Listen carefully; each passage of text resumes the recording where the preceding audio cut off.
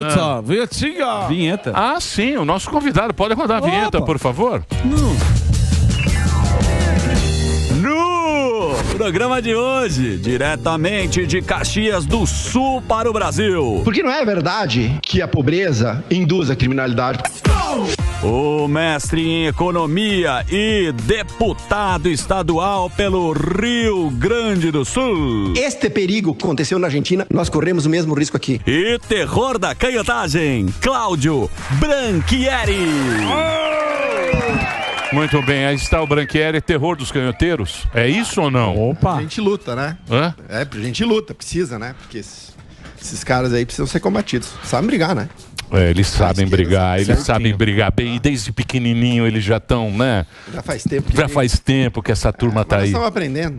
E você acha que Devagarinho a gente vai aprendendo. Você acha que eles vão ficar mais 30 anos agora?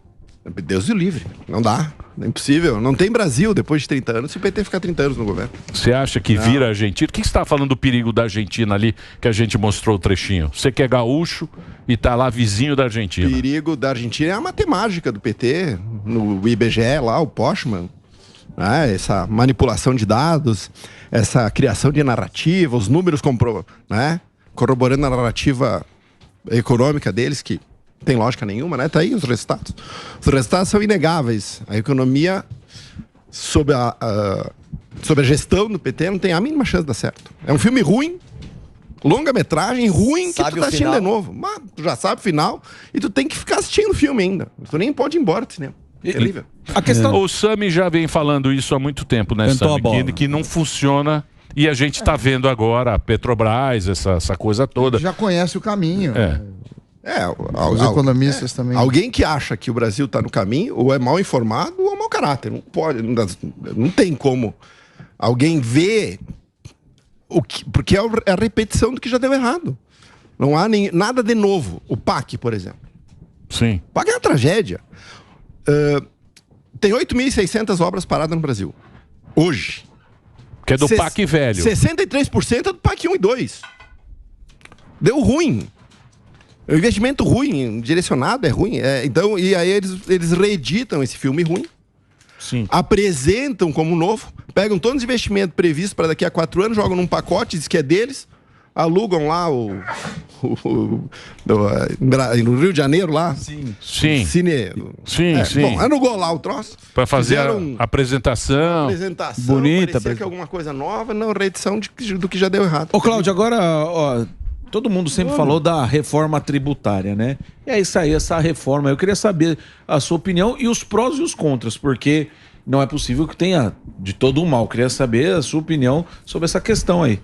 Olha, cara, eu sou meio do Samidana, que nesse processo. Boa. Porque eu acho que ela vai no caminho, ela vai na direção. É uma reforma feita dentro do meio do governo do PT. Ela vai ser piorada em relação àquilo que se discutia antes, mas ela vai no caminho. Agora vamos ver as regulamentações. Eu acho que o Senado tende a piorar. Piorou o arcabouço. Sim. Encheram de exceção lá dentro do Senado. Acho que vai piorar um pouquinho, né? Na casa que deveria ser a casa mais sensata, né? A casa que teria que trazer experiência. Mas ela vai no caminho. Eu acho que o setor da indústria, a indústria no Brasil, ganha com a reforma. O setor de serviços perde com a reforma. Acho que ela foi invertida. Tu deveria ter começado com a reforma administrativa, depois começado com a reforma tributária de renda, para depois tu ir para desoneração da folha, e aí tu chegar no consumo. Eu comecei a ter a casa... eu acho que o grande perigo vem na reforma da renda, né? Que tem muita gente falando nos absurdos, não foi proposta ainda, mas estão falando em taxar 60%, até 60% depois de renda, e estão falando também em taxar dividendos sem baixar a carga das pessoas, né? Da pessoa jurídica. Então... Nós teríamos que ter guardado munição para essa reforma aí. Essa reforma é problemaço. Essa reforma é bem ideológica. Ela é bem a cara daquilo que o PT sempre quis implementar para o Brasil. Agora tu imagina, tu já paga a maior carga tributária sobre o consumo do mundo. Agora, a gente não sabia, agora a gente vai saber. Quando o IVA sair, né? Se for 27, 28. Então, mas IVA de 28 é na Noruega, pô. Você pega a México é 18, a Argentina é menos. Venezuela, o IVA é menor. Eu acho que aqui vai ser 30. Os caras falam em 27, 28. Vai acabar com 30. Eu acho que vai acabar com 30. Tem gente já falando em 32, eu já ouvi. Mas o povo vai deixar? Mas a gente já paga. Não pode deixar. Não interessa se paga ou se não paga. A gente não sabia que paga. Quando a gente souber que paga, se a gente não é trouxa, a gente vai brigar pra não pagar. Como não deixa? Não sei, porra. Mas eles vão começar com 32. Cobrando de deputado. Mas eles vão começar aí 30%. Se não diminuir gasto público, não vai baixar imposto nunca. A esquerda sempre faz um negócio. Eles sempre mandam um terror na frente, depois eles vão diminuindo para fazer o que eles querem. E aí vai colocando. É que nem um Shopee lá. Vai enfiando. O Shopee, aos $50. Falou que era, que não era, já tá cobrando. Já tá. Já tá, o povo já esqueceu. Porque eles são malaco. E a gente não é. A gente paga. A gente vai lá e paga o imposto. Mas quer ver? Por exemplo, imposto de renda. O cara ganha um salário mínimo meio aí. Já paga imposto de renda. Então, como é que você vai aumentar a base? Não tem mais o que tributar o imposto de renda. Vou tributar o super rico? A gente sabe como é que é. Super rico tem mobilidade. Exato. Entendeu? O cara vai pra Mônaco aí. Mas responde o Emílio, deputado. Como não pagar, então? Como fazer, então? Que tipo de cobrança? Então, como a gente pode lutar pra não pagar tudo isso? Existe alguma forma? Redução de gasto. É a única maneira. O problema é o seguinte, ó. Nós elegemos um presidente que prometia que você ia ver Deus sem morrer. Não, tem que pagar o preço. Picanha, né? A picanha é grátis. Aí agora, tu tem um governo que vai aumentar o gasto. Imagina, ó. Eles querem 100 bi pra fechar a conta do arcabouço, que é ruim. O arcabouço é ruim. Não funciona. Eu acho que não funciona. Né? Ele vai aumentar a dívida e vai aumentar a carga. Mas o que o povo pode fazer? Votar certo. Não tem mais o que fazer. Não, agora já votamos tudo errado. Agora já era. E agora? Não tem mais o que fazer. Agora o Inês está morto. Qual é que é a revolução, Fuzil? Não tem o que fazer. Os caras botaram esses caras no governo. Muitos dos jovens não fazem ideia do que esses caras fizeram em 8 anos. 12 anos depois, mais meio ano da Dilma. Os caras destruíram a economia. Nós ficamos meio governo Temer, mais o governo Bolsonaro corrigindo todas as distorções provocadas por esse desgoverno. Aí na hora de nós colher... porque ficou... Na verdade, ficaram 6 anos, né? 6 anos foi meio...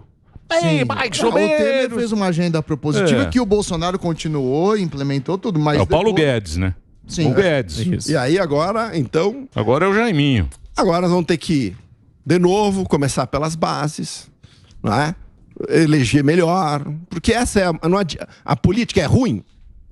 Pode achar que é ruim, mas ela é a maneira da mudança. Nós temos que eleger melhor, nós temos que votar bem. Mas você fala isso, deputado, você pegar a Câmara dos Deputados e o Senado, tem uma boa base de oposição, uma boa base dos que se venderam como liberais. Então, dentro do sistema, acho que a população espera que os deputados e os senadores façam frente aos votos que receberam. Mas sabe qual é o problema que eu entendo da Câmara e do Senado? É o superpoder dos presidentes. Lá na Assembleia Legislativa do Rio Grande do Sul, o presidente da Assembleia não tem um superpoder. Por exemplo, o Lira lá, se tu é um cara lá, tu não é da turma do Lira e tu tem um projeto bom pro Brasil, ele simplesmente engaveta o projeto e acabou pra ti. Tu não tem o que fazer. Lá no Rio Grande do Sul, por exemplo, se o projeto tramita nas comissões, ele vai à votação e acabou o assunto. Então o Lira tem muito poder. Tanto o Lira quanto o Pacheco. Quanto o Pacheco. Aí tu é um cara de direita. Tu não faz parte da patota porque tu não gosta muito desse tipo de negociata através de emenda, tu tá fora do esquema. E aí tu tá fora do esquema, como é que tu muda? Como é que tu atende os anseios daquele teu eleitor? Tu não consegue, tu tá travado. Né? Esse é o problema. Então, por exemplo, o Senado e a Câmara dos Deputados. Tem que mudar o regimento interno lá. Tem que mudar o regimento dos caras. Agora, quem é que vai querer abrir mão de poder? É isso aí. Ninguém é mão de poder. Aí o presidente da casa, não, mas teria que mudar. Tá? Eu tava lá em Brasília, no dia que o Lira começou a ler a reforma tributária. Era 9 horas da noite, estava no gabinete do... Votaram toque de caixa. Votaram toque de caixa e às 9 horas da noite eles não sabiam se iam votar. Quem decidiu foi o Lira. Ele. O próprio. Vou votar. A caneta. Ele. Depois foi no Wesley Safadão curtir. É isso aí. Ele disse, vou votar, e acabou, e atropelou, e foi. Então, mas ele fez aquela votação mais ou menos para segurar, para negociar depois. Isso, que é o que ele tá fazendo agora. Ele pegou o que queria, agora ele quer mais. Quer um pouquinho mais, só 40. Mas é o que você falou, é poder, pô. Ele vai perder poder? Ele quer aumentar a base dele. O Lula não tem base. Quem é que tem base? O Lira. Então, se o Lira quer votar algo que é contra o governo, ele aprova. Se ele quer votar a favor, pode, mas tá errado. Que é o que o Cunha tinha na época da Dilma. Boa. Não é? Era. O Cunha que derrubou a Dilma. Sim. Que é mesmo esquema. Ele tinha tinha a base, ele tinha mais. Então, tu entende? Tem bastante coisa que precisa ser consertada. Agora, tu tem que votar certo. Se tu vota errado, você não vai consertar. Mas aí você votou certo e o seu candidato que você votou certo, ali ele vota errado, né? Por exemplo, vamos pegar, mas vamos lá. Por exemplo, republicanos e PP. Aceita, por exemplo, vota com a oposição, por interesse, coisinha, por medo. é isso que eu quis dizer. Tu vê, por exemplo, o PP. Eu duvido que o Lira consiga arrastar o PP para dentro do governo. Ele vai arrastar os deputados do Norte, Nordeste, que o Lula tem muito garantia. Ele precisa disso. Ele já tem, ele consegue tocar os interesses sem o PP. Sim, mas hoje tu não consegue. O PP faz parte da base. Um cara do PP no Sul, que diz que apoia Lula, mas ele não se elege para síndico de prédio. E a mesma coisa republicanos. Mas sua é outra conversa. Fazer um break. Deixa eu passar. Põe a rede aí do deputado. Esse é o deputado estadual, ele é bravo, hein? Cláudio Branchieri, tá certo? É Branchieri, né? Cláudio Branchieri, deputado estadual do Podemos do Rio Grande do Sul. Aí, para você seguir e conhecer o trabalho do professor. Professor, hein? Economista. Vai brincando com o deputado. Caxias do Sul. Então, vou fazer o break só pra rede, a gente volta já, o papo tá muito bom. Vai lá, Reginaldo. Bom. Podemos falar, você que é economista, professor, tem a história da turma que fez o L, o varejo sofre demais agora, fechando lojas, a gente já viu e já citou vários exemplos. O que você está achando que eles sempre colocam também, o vilão era o Banco Central. E agora, qual que é o próximo vilão e o que vai acontecer com os lojistas que fizeram o L? Sabe que tem uma coisa histórica no Brasil, é que todo grande varejista quebra no Brasil, né? Isso é histórico. Tá? Há um problema de gestão, o varejo brasileiro sempre foi muito alavancado. Se alavancou demais, inclusive na pandemia, para poder suportar o crescimento. E agora, com o juros subindo, altamente alavancado, tá aí, a Magazine Luiza divulgou prejuízo. A Via Varejo vai fechar 100 lojas. Tá com problema. A Via Varejo está tentando sobreviver, porque eu acho que ela vai pedir RJ. Ela tá ali. Lojas Renner do Sul fechou. Fechando lojas. Sabe que o Brasil tem uma característica, o Brasil não sabe trabalhar o varejo online. O brasileiro é bom de porta física, de loja física. Agora, quando é online, eles apanham. E aí, quando chegou a Amazon aqui, esses caras tomaram um choque de realidade, porque eles achavam que eles dominavam o Brasil. A Magazine Luiza, que foi por muito tempo. Tanto é que teve uma época, sabe, que era o que eu acompanhava muito. A Nasdaq subia nos Estados Unidos, subia a Magalu aqui no Brasil. Eu digo, mas por quê? É porque os caras achavam que a Magalu era a nova Amazon. Eu digo, vocês estão de brincadeira. Que eles iam operar igual a Amazon no e-commerce. Né? Isso. E aí eles foram atropelados. Então, o varejo no Brasil, o problema da Luiza Trajano é que ela largou a Magazine Luiza, não se preparou para a chegada da Amazon, foi para dentro do conselhão da Dilma, resolveu virar política, esqueceu de gerir o negócio, e aí agora o negócio começa a fazer água, e ela precisa achar um bode expiatório. Todo esquerdista adora. Sim. Um bode expiatório. Tem que ter um culpado. Né? Sempre. Pô, tá louco? Eles nunca ouve, dentro lá da Assembleia, que tem... Eu nunca ouvi um meia-culpa desses caras. Nós erramos aqui. Nós erramos aqui. Acho que nós temos que rever esse posicionamento. Eles dizem assim, não. O liberalismo deu errado em todo lugar do mundo. Digo, mas que mundo você está falando?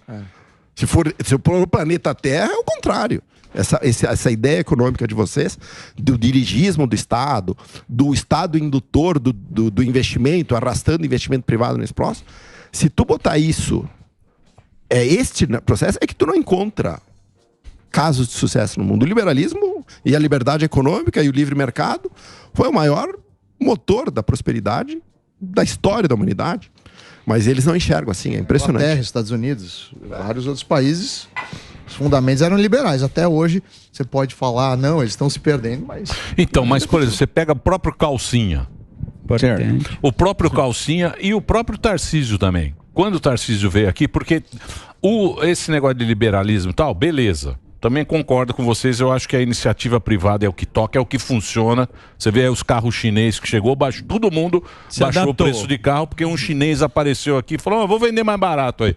Saiu todo mundo vendendo mais barato, então eu acho que funciona. Mas A pobreza é muito grande. E quando o cara vai fazer a campanha, que ele precisa ir para a vila, porque aí o cara precisa encarar a realidade, né? Não é só os jardins, Faria Lima, termina na Marginal. Não sabe pegar uma baldeação. Marginal Tietê, o cara precisa pegar o metrô e ir lá para Taipas, nem passa lá no Rodoanel. Não tem estação Taipas. Então, o cara ele fala, puta, o social é muito importante. Como é que fazer essa balança desse Brasil que você precisa? Porque já tem uma turma. Hã? É cultural hoje, né? Cultural de que o Estado pode te prover e de que o Estado te ajuda, quando na verdade não é assim que funciona, né? Você precisa começar também da base, né? Também das universidades, nas escolas, começar a ensinar essa rapaziada de que você precisa ter um ambiente de negócio, ambiente favorável ao empreendedorismo, que o crescimento e o empreendedorismo é a melhor forma de ascensão social. É difícil porque o cara tá com... O Emílio diz assim, o cara tá passando fome agora. A fome é hoje. Sim. Ela não é daqui a uma semana, né? Mas você tem que começar a dizer para ele que para ele sair daquele círculo vicioso de correr atrás do prato de comida do dia, ele precisa mudar a mentalidade. Mas tem 30 milhões aí que precisa ser atingido também, fora a base. Tem 30 milhões que não votaram, que precisa esse discurso chegar nessas pessoas também. Elas estão sendo esquecidas e elas poderiam mudar a eleição. Poderiam? Assim, o cara que acha que não deve se meter na política, porque não gosta da política ou não quer saber disso, ele vai ser governado por políticos. Sim. Então é bom ele escolher. Vai ser afetado de qualquer jeito. Ele vai ser afetado pelas escolhas dos outros. E depois não adianta se arrepender. Então, mas por exemplo, na Argentina a gente estava conversando aí com o Segré, ele estava falando que ele é argentino. A Argentina já é a 4ª geração que tem bolsa. O bisavô, o avô, hoje é um neto que já chega lá com a bolsa. Um auxílio social. O Brasil, a gente tem de Fernando Henrique para cá. Né? Mais Lula, tal, não sei o quê. É uma geração ainda indo para a 2ª. Nós vamos chegar a 4 gerações com a bolsa, aí quebra o país, né? Aí acontece o que aconteceu lá. E aonde chegaram? A bolsa te garantiu uma condição de vida digna? Não. Essa é isso, mas assim, não existe outra maneira, Fuzil, Morgado, do que nós falar o tempo inteiro disso. É por isso que a gente sobe na tribuna. Por que a gente faz um discurso lá como deputado estadual, falando de temas nacionais? Porque não adianta eu estar no Rio Grande do Sul não vai prosperar se o Brasil não prosperar. Santa Catarina não vai prosperar se o Brasil não prosperar.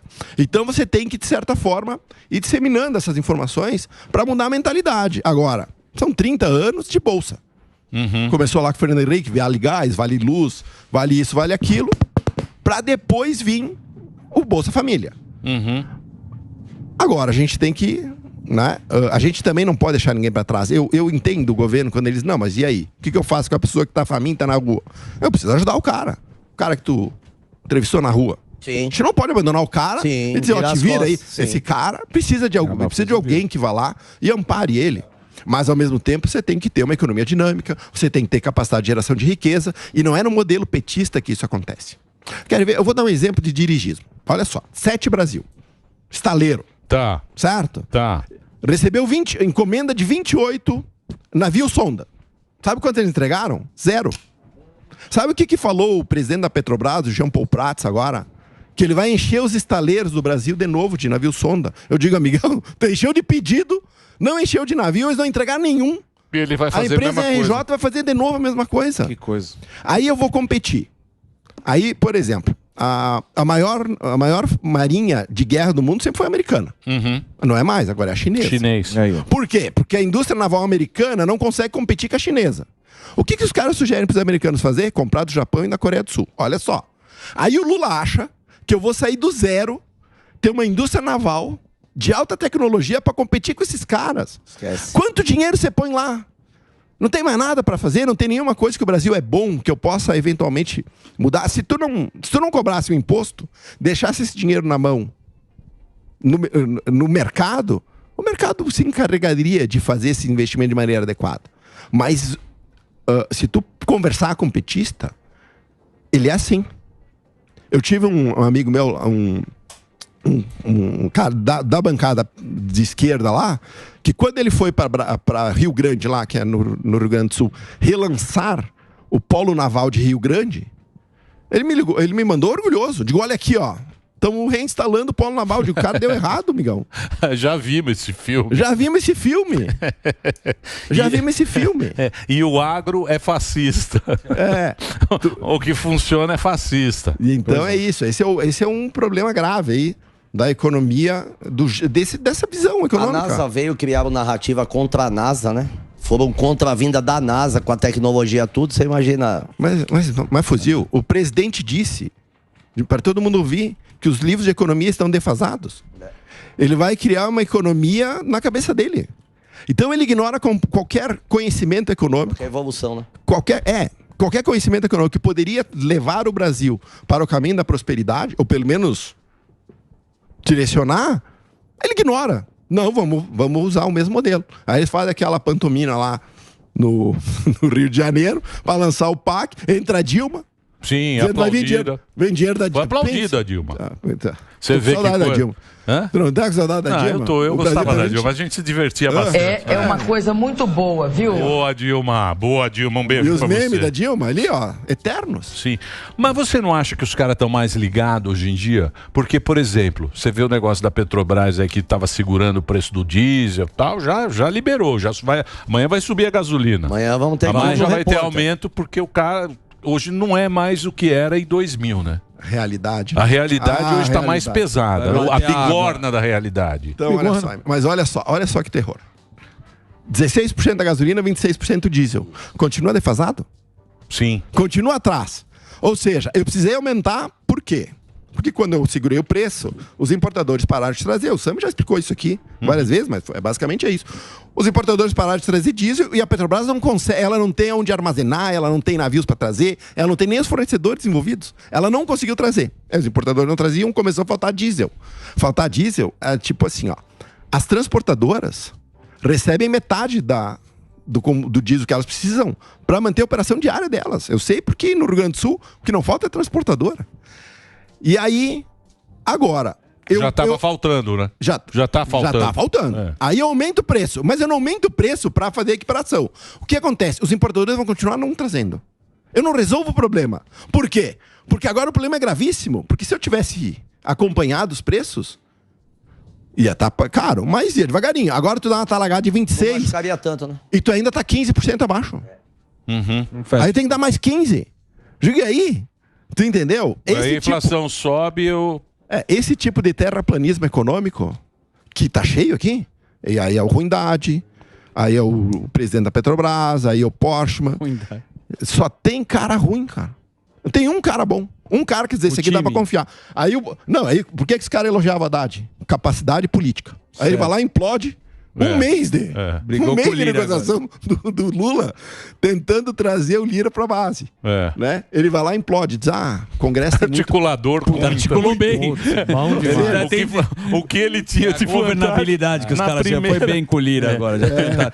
Outra história que você fala aí, a gente não abordou aqui, que é a história do MST, né? Da CPI do MST, reforma agrária, invasão. O que você está acompanhando a CPI do MST ou não? Eu acompanho o presidente lá da nossa terra, né? É o Tenente Coronel Zucco. Eu acompanho, tem uma galera lá da esquerda que é bem identitária, né? Ela é bem muito dessas causas. Mas a gente não pode esquecer, vou falar do meio estado, né? O ovo da serpente foi gestado lá. Né? Por muitos anos, a Prefeitura de Porto Alegre, no Rio Grande do Sul, foi a vitrine dos governos petistas. Né? Tivemos 2 governadores petistas. Por isso que o Rio Grande do Sul hoje é o estado mais endividado do Brasil. A herança desses caras aí. Cara, qual é a chance de tu ter o Olívio Dutra de governador, depois o Tarso Genro, e tu passar impune de 8 anos de desgoverno desses caras? Né? Então lá você tem muito isso, muito forte. O MST, agora me esqueci o nome do... O Stedley é gaúcho. Sim. Então é muito forte isso lá. O Stedley é da carreta, foi pra China, pô. Tá na foto, o Stedley. Na primeira classe. Todo orgulhoso. Pois é, eles fazem lá, lá eles sobem pra falar do MST, o orgulho que eles têm do MST. O MST hoje é um movimento criminoso. Não entenderam? É criminoso. O cara que invade propriedade privada é criminoso. Que tenta se tornar um CNPJ. Produzir arroz tudo assim. Orgânico. Arroz orgânico, não sei o que é orgânico. Só que, cara, isso não é eficiente, né? Isso não mata a fome, é um lixo de mercado. Tá? Então, o MST é um movimento que nos dias atuais é impensável pro Brasil. Mas na CPMI ou CPI, não sei qual que é a palavra. CPI. Eles têm bons defensores. A galera sabe degladiar, sabe combater um bom Mas combate. isso aí não cabe mais no mundo. Mas eles continuam não cabe pregando mais. isso lá. Mesmo o cara mais imbecil, ele sabe que isso não cabe mais. Mas convence isso aí é uma metade coisa da população. Não é isso aí é 50 anos atrás, cara. Mudou o chip, meu. Tá Hoje em vendo? dia é outra Mas nem o coisa. brasileiro apoia. Ninguém apoia. Eu digo durante ali, os que defendem, isso daí, até hoje os que defendem, eles sabem defender. Mas vai lá, mas desce aqui. Na Paulista, diz aí, MST, o que você acha? O cara vai dizer, bandido. É isso, o povão. Certeza. É isso aí. O Emílio fala muito assim, não, isso aí é... Quando tu diz, isso aí é besteira. Sim. Tem muita coisa que é besteira mesmo. Banheiro, unissex. Perfumaria. O povão ali... Só pra desviar. No ponto de ônibus. A economia rodando. Você tem que ir no ponto de ônibus. Não tem ponto não binário. Por que eu não acredito no governo do PT, do governo de esquerda há 30 anos? Mas eu não sei se eu acredito em 4. Porque quando a economia embicar para baixo, amigão, não tem o que segure, povo. Olha só. Aí a 29, crise terrível. Certo? Quebra da Bolsa. 30 Vargas. 30 certo. Vargas. Aí depois Vargas saiu. Aí em 64 a economia foi mal, a inflação começou a aumentar, veio os militar. 82 veio crise da dívida, tira militar. Sim. Aí o Collor foi lá, congelou, a economia foi mal, tira Collor. A Dilma, foi mal a economia, tira a Dilma. Cara, aqui ó, a economia manda no Brasil. Se a economia for mal, não tem Lula, não tem narrativa, não tem nada. Vão trocar. E aí, e eles sabem. Porque eles são malacos. Sim. Eles sabem. Só que eles não sabem. Tanto é que eles venderam o SL. Muita gente de classe. Nego que votou no Lula acreditando naquela historinha do amor. Muita gente votou acreditando no amor, que ia voltar aquele Lula, sabe aquele Lula com a roupinha lá do Ricardo Almeida, aquela camisa azul bonita dele, aquela gravatinha.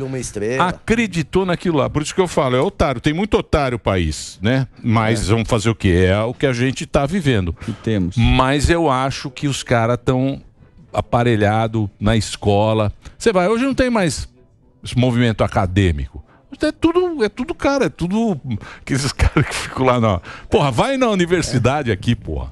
Não tem mais academia na universidade. É tudo política. É tudo política. Tomou conta do negócio, é professor, é aluno, é só Eu te falei política. uma porta de um colégio inacreditável. que tinha colado. Mas não é um fenômeno inacreditável. Não é um fenômeno brasileiro, né? Não é brasileiro. Mundial. É isso aí. Acontece nos Estados Unidos, está acontecendo na Europa. Essa ideia. Por isso que a guerra cultural é importante.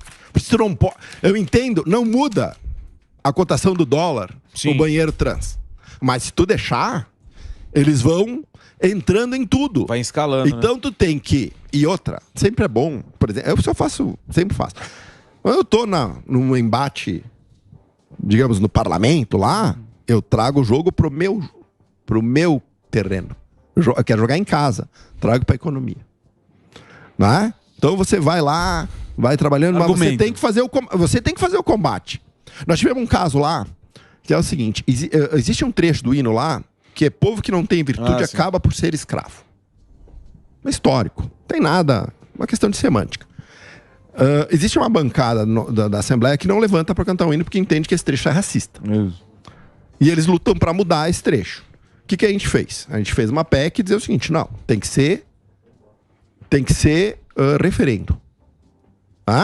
Referendo popular. Referendo popular. Aí o que acontece? A galera dizia o seguinte, não, mas que besteira. Eu te elegi, tem tanta coisa importante, o Rio Grande do Sul quebrado. Economia indo mal. Como é que vocês vão parar o tempo aí para falar disso? Pois é. Mas exatamente por só focar na economia que a esquerda foi avançando nas pautas, aí domina a universidade, aí da universidade eu domino o judiciário, eu domino o jornalismo, aí ó. Como é que é o jornalista? Já era. Sim. Tudo de esquerda. Porra. Aí domina o jornalismo, aí domina a opinião pública, aí o capitalismo é mau, o livre mercado acaba virando um sonho utópico do... Aí o Milei, que é um cara de livre mercado, meio excêntrico, né? Sim. Mas ele é tratado como um maluco. Mas como assim? Que livre mercado? Entendeu? Então você não pode. Você tem que também entrar nessa luta. Tu tem que se dividir. Né? Tem que trazer isso para a pauta, tem que abordar, tem que fazer enfrentamento. Né? E quando eles vêm para a economia aí. Mas você sabe o que deu poder mesmo foi isso aqui, né? Porque o que os caras mais têm medo é do poder individual. E aí eles não conseguem controlar, né? Que é a queda da Bastilha. O povo, quando o povo tá num esquema, é difícil. Aí não tem. Por isso que eles não querem fazer referendo mais. Falar, ó, eu escolhi você, e aí dentro do sistema vai arrumando, vai se ajeitando. E beleza, essas pautas elas ficam jogadas aí, tipo aborto, coisa que a gente vê que o Brasil é conservador. Que é a segurança pública, que o cara não gosta de bandido. Aí você é obrigado a ouvir isso e falar, pô, mas não é possível, o povo não tá pensando assim. Como é que pode o legislador ser favorável ao bandido e o povo que escolheu ele lá pra colocar ser contra o bandido? Você fala, pô, tá meio incoerente esse negócio. Mas eu vou te dizer qual é que é o que tá acontecendo. Assim, ó, uma das maiores mentiras da nossa Constituição é de que todo poder emana do povo. Isso é uma carta de intenções, não é um fato real. Eu vou te explicar por quê. O PSDB, tá? PSDB, esquerda, sabe, né? Esquerda de gravata. Isso aí. Agora estão tentando virar anti-PT de novo, mas é o perfil deles. Sérgio da Tesoura, pô. Eles começaram a colocar conselho para tudo que é lado. É CNJ, Conselho Nacional de Justiça, conselho daqui, conselho de lá. E aí é o seguinte, ó. Tu vai descobrir que as burocracias do Estado, elas não nascem no parlamento, elas nascem nos conselhos. Que tem poder maior do que os deputados eleitos. Então eu vou dar um exemplo lá do Rio Grande do Sul. Tem a lei de incentivo à cultura. Criamos uma lei. Aí quem define para onde vai o dinheiro da lei? Quem recebe dinheiro? Quem define é o Conselho de Cultura, Estadual de Cultura. Aí o Conselho Estadual de Cultura chegou lá. Aí eventos históricos de 40, 50 anos que sempre receberam ajuda, por exemplo, Semana Farroupilha, que sempre receberam ajuda do governo, do Estado, ou simplesmente o Conselho disse, não, isso aqui não. Não e não. Aí tu, eu representando o povo, tu não consegue mudar isso. Porque quem decide o destino de centenas de milhões de reais é um conselho de não eleitos. O CNJ não resolveu acabar com os prisão psiquiátrica lá? Acabou. Acabou porque resolveram que acabar. Então, assim, ó, as estruturas do Estado, elas estão crescendo fora do parlamento. E aí o parlamento, preguiçoso, delega poder para os conselhos. Bunda mole, né? Exato. Esse aqui é o negócio. Porque só quer se reeleger. E aí que tá. E para mim me reeleger só precisa de emenda. É. E aí eu fico lá fazendo política, o cara vira um distribuidor de emenda. Exatamente. Ele não legisla, ele delega para conselhos, os conselhos absolutamente são dominados por quem? Pela esquerda. A esquerda decide para onde vai o dinheiro da cultura, bilhões. A esquerda decide como é que vai ser feita a justiça. Exatamente. E aí o povo dizendo, tá, mas e aí? E os caras que eu elegi... Te coloquei lá e nada acontece. É por causa desse sistema, sim. Ele tá muito fora. Eu sei lá, porque lá no Rio Grande do Sul é igual. Tem uma legislação, sei lá, qualquer coisa. Ônibus de turismo. Precisa afirmar 48 horas antes da viagem acontecer quem são os passageiros. Quero mudar. Não posso, porque quem decide isso é um conselho lá dentro de um órgão do Estado que cuida das estradas. Não eleito. Não eleito. Aí tu vai lá, o cara até te ouve. Recebe porque tem autoridade. Tu vira as costas, ele deve ter dito, coitado. Dá risada, né? Dá risada. Tu não consegue fazer no parlamento. Então, a nossa democracia, ela é disfuncional. Ela não funciona porque ela não representa a população. Só na hora do voto. E para pagar imposto. E para pagar imposto. Para pagar imposto tem que fazer. Não paga para ver. É isso aí. E na hora do voto ele vem. Festa da democracia. Aí aparece lindamente. A voz do povo é a voz de Deus.